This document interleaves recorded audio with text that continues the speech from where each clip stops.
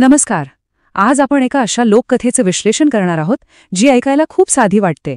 गोष्टीचं नाव आहे टीनी टायनी. नावानुसार जरी ही छोटी असली तरी थरार निर्माण करण्याच्या बाबतीत ही खूपच मोठी आहे. चला तर मग या कथेच्या आत डोकावून पाहूया. तर मग मुख्य प्रश्न हा आहे की इतकी साधी सरळसूट कथा इतका जबरदस्त सस्पेन्स कसा काय निर्माण करते. या विश्लेषणात आपण नेमकं हेच पाहणार आहोत की या कथेमध्ये कोणती शक्तिशाली तंत्र लपलेली आहेत. कथेची सुरुवात होते एका टीनी टायनी जगाच्या वर्णनाने. पाहूया लेखक सुरुवातीला एक शांत सुरक्षित वातावरण कसं तयार करतात. तर गोष्ट अशी सुरू होते.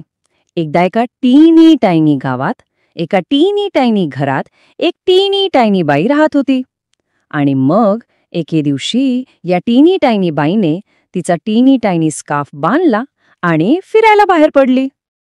इथे लगेच एक गोष्ट लक्षात येते. कथेचं सर्वात महत्त्वाचं वैशिष्ट्य म्हणजे टीनी टायनी या शब्दाचा सतत होणारा वापर.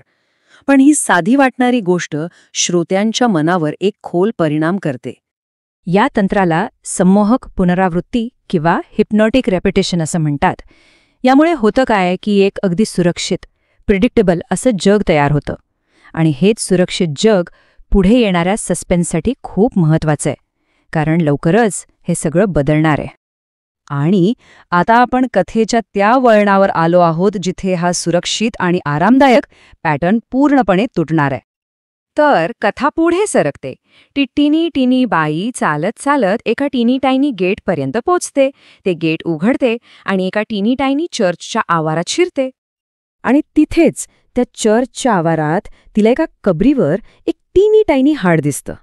हाच तो क्षण आहे जिथून कथेला खरी कलाटणी मिळते. आता बघा, हे जे कबरीवरचं हाड आहे ते त्या सुरक्षित टीनी टायनी जगात झालेली एक प्रकारची घुसखोरी आहे. या एका विचित्र वस्तूमुळे कथेचा तो शांत आणि सुरक्षित मूड पूर्णपणे बदलून जातो. आणि मग ती तो एक फेटल निर्णय घेते.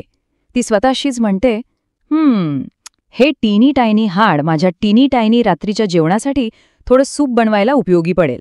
आणि हाच निर्णय तिला थेट संकटात टाकतो. या निर्णयानंतर कथेचं वातावरण एकदम बदलतं. ते अधिक शांत आणि रहस्यमय होत जातं. आता खरी भीती सुरू होणार आहे.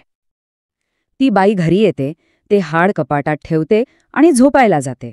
पण थोड्याच वेळात तिला कपाटातून आलेल्या एका टीनी टायनी आवाजानं जाग येते. तो आवाज म्हणतो, माझं हाड मला दे. ती साहजिकच थोडी घाबरते आणि आपलं डोकं टीनी टायनी कपड्यांखाली लपवते. इथं कथा तिची असहाय्यता दाखवते. पण तो आवाज परत येतो, यावेळी थोडा मोठा. माझं हाड मला दे. माझं हाड मला दे. माझं हाड मला दे. आता कथेचा क्लायमॅक्स जवळ आला आहे. इतका वेळ जो तणाव निर्माण झालाय त्याचा शेवट कसा होतो ते पाहूया. आता ती टीनी टायनी बाई आणखीनच घाबरते.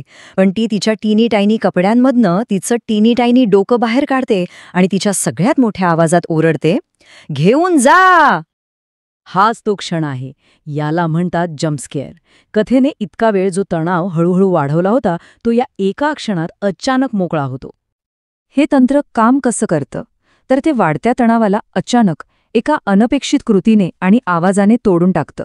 यामुळे ऐकणाऱ्याला एक धक्का बसतो आणि सगळा ताण एकाच क्षणात मोकळा होतो.